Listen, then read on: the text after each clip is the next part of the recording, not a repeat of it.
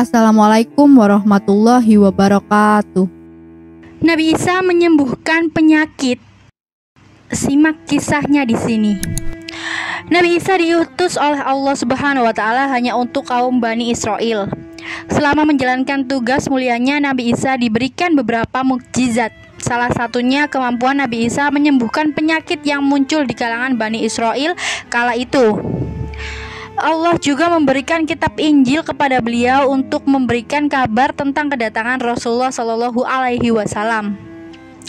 Allah berfirman di dalam Al-Quran, dan ingatlah ketika Isa ibnu Maryam berkata, "Hai Bani Israel, sesungguhnya aku adalah utusan Allah kepadamu, membenarkan kitab sebelumku yaitu Taurat, dan memberi kabar gembira dengan datangnya seorang Rasul yang akan datang sesudahku, yang namanya Ahmad atau Muhammad."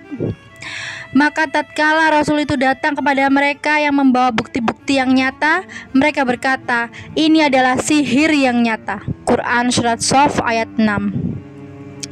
Nabi Isa adalah seorang nabi yang lahir dari Maryam. Beliau lahir dari seorang wanita yang suci dan tidak pernah disentuh oleh lelaki.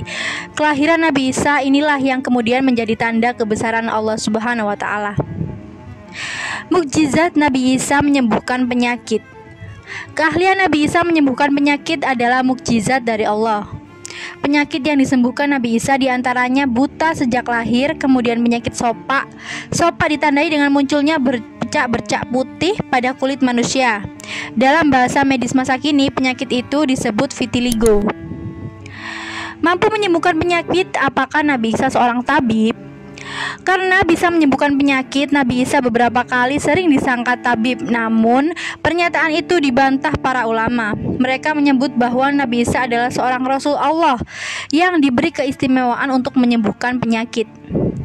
Seperti yang telah disebutkan dalam ayat di atas, kemampuan menyembuhkan penyakit Nabi Isa merupakan tanda dari lahir.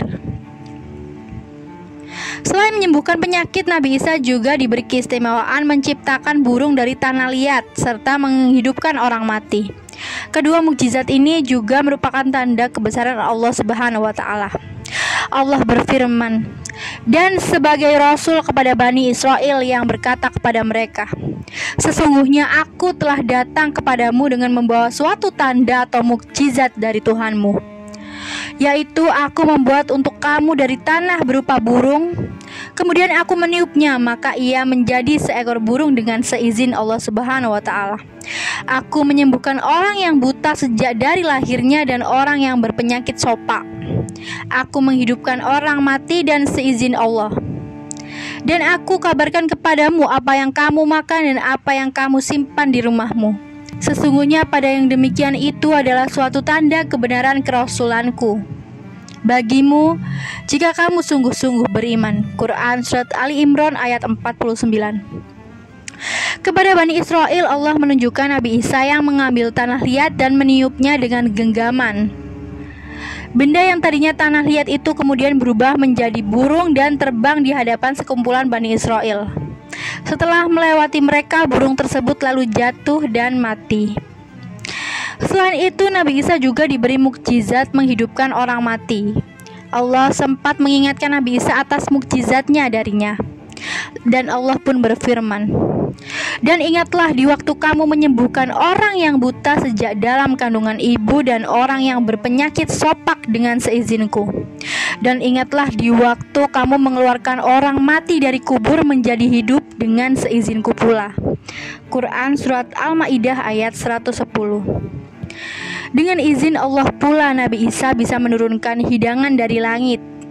Kala itu Bani Israel meminta agar Nabi Isa menunjukkan bahwa Allah bisa menurunkan hidangan untuk mereka. Nabi Isa menyanggupi dan meminta mereka bertakwa jika Allah telah mewujudkan permintaan mereka.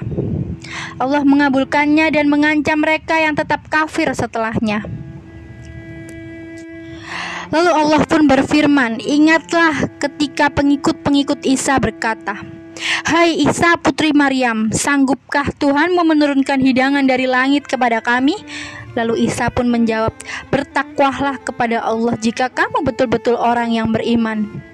Mereka berkata, "Kami ingin memakan hidangan itu, dan supaya tentram hati kami, dan supaya kami yakin bahwa kamu telah berkata benar kepada kami, dan kami menjadi orang-orang yang menyaksikan hidangan itu." Dan Isa pun berdoa, "Ya Tuhan kami, turunkanlah kiranya kepada kami suatu hidangan dari langit yang hari turunnya akan menjadi hari raya bagi kami, yaitu orang-orang yang bersama kami dan yang datang sesudah kami, dan menjadi tanda bagi kekuasaan Engkau. Beri rezeki kami, dan Engkaulah pemberi rezeki yang paling utama."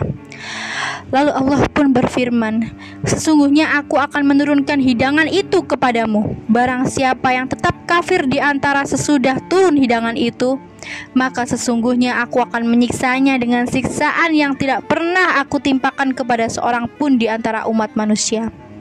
Quran Surat Al-Ma'idah ayat 112-115. Sekian cerita kisah Nabi Isa alaihi salam, berikut dengan mukjizat-mukjizatnya. Masya Allah. Terima kasih sudah menonton video hari ini. Wassalamualaikum warahmatullahi wabarakatuh.